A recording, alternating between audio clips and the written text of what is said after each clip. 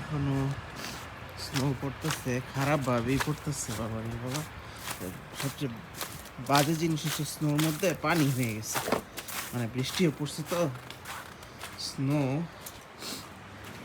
পানি কনসিভ করে ফেলছে। এখন স্নোর মধ্যে পাড়া দিলে পা ভিজে যায়, তো এই দিনে বোট টোট পড়তে হবে।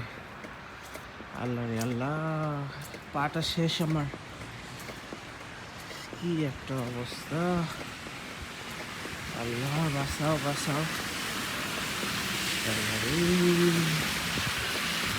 বাঁচাও বাঁচাও বাঁচাও বাঁচাও।